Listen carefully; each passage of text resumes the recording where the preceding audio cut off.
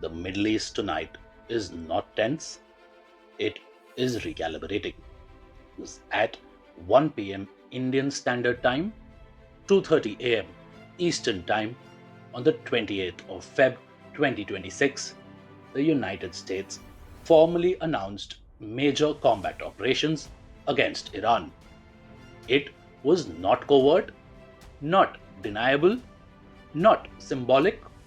It was deliberate, public, and strategic. And in his address, the United States President Donald Trump framed the strikes as necessary, as a restoration of deterrence. He did not present it as optional, he presented it as inevitable. But this did not emerge in isolation. For years, Washington has accused Tehran of expanding its regional footprint through missile development, proxy networks, maritime disruption, and calibrated confrontation. Israel repeatedly warned that patience was not permanent, and over time, American warnings grew sharper while Iranian red lines grew blurrier.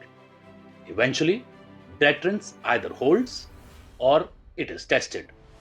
And now there is confirmed evidence that Iran has directly targeted American military installations across the Gulf. Missiles and drone attacks attributed to Tehran and its command structure have triggered full defensive activation. This is no longer proxy ambiguity, this is overt escalation. The risk now is not theoretical instability, it is regional war. And in the middle of this escalation, a stunning claim has emerged. Israeli Prime Minister Benjamin Netanyahu stated that there are many signs suggesting Iran's supreme leader Ali Khamenei may no longer be alive after his compound was reportedly struck. If true, that would represent not escalation but regime decapitation. However, Tehran has denied the claim. Iranian officials insist that Khamenei remains alive, and as of now, there is no independent confirmation of his death.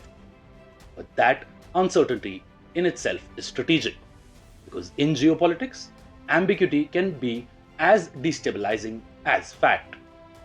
If Iran's supreme leader has been eliminated, the chain of command shifts, succession mechanisms activate, internal power struggles intensify, and retaliation could become unpredictable. If he is alive, then this becomes psychological warfare, layered onto military confrontation. Either way, the escalation ceiling just got higher. Then there's the NATO, where the United Kingdom under Keir Starmer has drawn a firm line.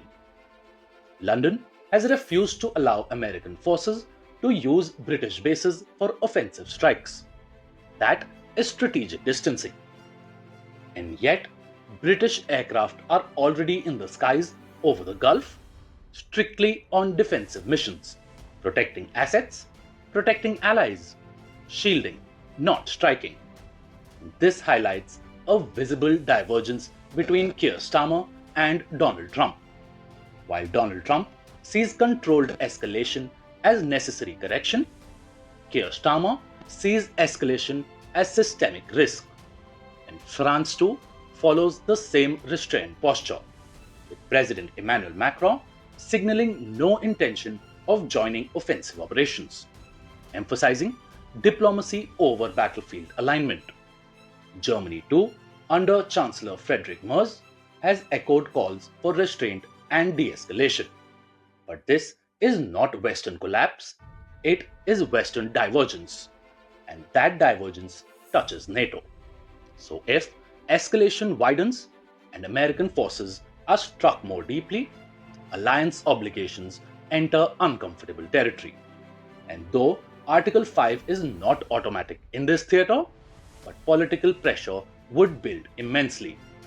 If Washington escalates while Europe hesitates, cohesion will be tested in real time. Now, let's shift our attention to the Gulf. Because if this expands, The first shockwave will not hit Moscow or Beijing, it will hit Riyadh, Abu Dhabi, Doha, or Manama. You see, the Gulf states spent years balancing deterrence with de escalation. They tried restoring diplomatic ties, managed tensions, and avoided direct confrontation. But if Iran strikes on American positions on Gulf soil, that balance alters. And if they support Washington openly, they risk retaliation. And if they distance from Washington, they weaken their own security umbrella. For decades, American presence has guaranteed regime stability in the Gulf. But now, that architecture itself is under stress. Then there is energy. Any sustained exchange near the Strait of Hormuz transforms this from a military crisis into a global economic shock. Oil has already spiked, shipping insurance is surging, markets are reacting instantly. But the Gulf's priority is not ideology, it is survival and continuity. Now, the deeper question: does this become open war or retreat into shadow conflict? Because direct, sustained war between major regional actors carries catastrophic cost. And while Tehran understands asymmetry, Washington understands regime collapse chaos.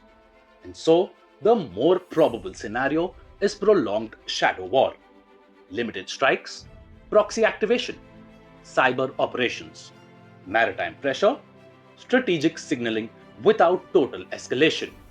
Not peace, not full war, but managed hostility.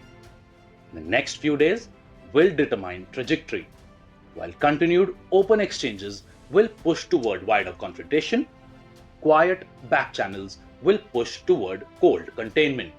Here is the bottom line. This is not about one strike. It is about deterrence.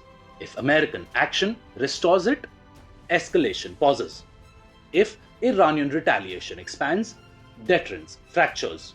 If Europe remains divided, alliance unity weakens. If the Gulf feels exposed, regional alignments will shift. Washington has made the first move, Tehran has responded, Europe has hesitated, the Gulf is calculating, and now the question is not who fired first, the question is who miscalculates next. Because wars do not begin when missiles launch, they begin when restraint disappears. And right now, restraint is the most fragile asset in this region. Thank you for watching the narrative now.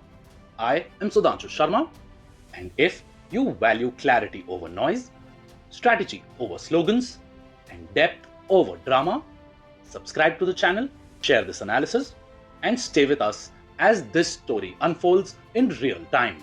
Because in moments like these, understanding the world is not optional, it is essential.